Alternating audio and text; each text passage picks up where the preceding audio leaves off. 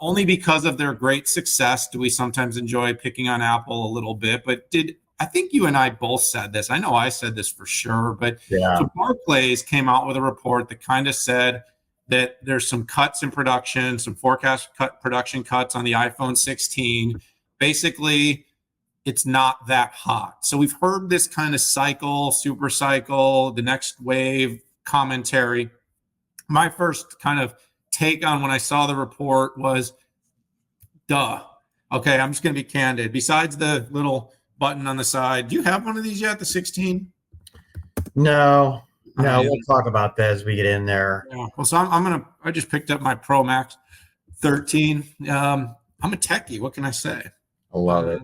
But in all serious, like, people aren't that convinced. And look, I can anecdotally say people I've talked to aren't that convinced. I can also say less anecdotally that the numbers now that are coming in suggest the same thing. Even on the day of the announcement, Pat, we heard the lines weren't as long. That they were typically around a certain corner in New York, and they did the big spiel. And Pat, here's what I think is going on is we've entered the first cycle where software is more important than hardware. You could argue that's been the case for a long time, but in terms of what was being promised to the market, it was software driven. Apple Intelligence from the 15 Pro forward will work on all those devices. And so if you're sort of a spectator and you have a 14 or a 13 or even a 15 regular edition, to run out and buy the 16, really, besides an incrementally better camera, nominally different battery life, which most of us have not really found to be a real thing in the real world, we're waiting for some Apple Intelligence killer app to hit, something that we would be like, oh my gosh, I will use this every day. And the thing is none of the Apple Intelligence features really shipped out of the gate. So I'm thinking there's probably a somewhat meaningful part of the market, Pat, that's sitting idly, waiting to see Apple Intelligence features in the wild being used, and then finding that thing that they're like, I really want to do that. I really need the device that's capable of doing that. So I'm thinking maybe an elongated cycle rather than that sort of instantaneous. Now, holidays, of course, might tell another story as we're heading into holidays, Pat, but interestingly enough, we said it was a kind of a nothing burger, and it turns out that we might be right. Yeah, Dan, there were a lot of decent features that I think enthusiasts would like. The 4X microphone, which, by the way, that could be the one thing that could pull me in if it does better recordings. So when I'm listening to a keynote, for instance, I'm sitting there, I want to do speech to text. I want to do transcriptions. And if that can do a better recording, I will probably buy that.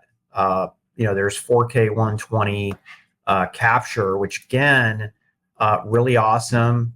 Camera and video aficionado analyst of mine, Anshul Sag, is like, I am all in. This is important to me. Let's do that. Keith on your side was really stoked about the 4 microphones, so he can do his video podcasts every day. So yeah, there's a lot to really like. The challenge though is for the normies, right? They want better battery life.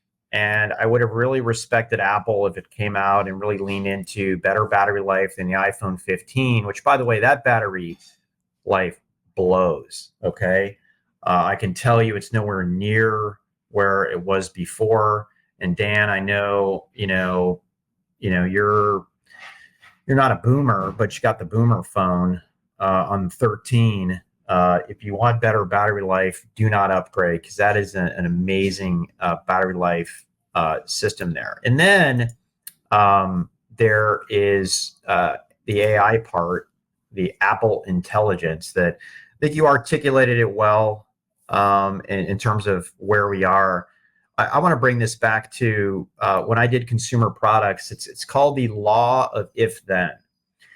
If you have to have too many if-then statements to get the benefit, it's not going to land. And I think what I learned is that if it's, greater than 2 if-thens, if you do this, if you do that, then you get the benefit. It's not going to land without some radical form of marketing and promotion.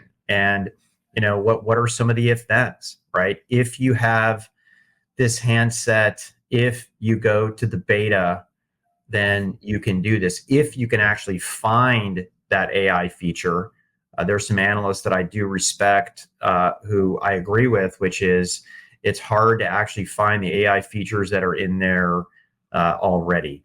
But we'll see. I don't think it's going to have a long-term effect on Apple.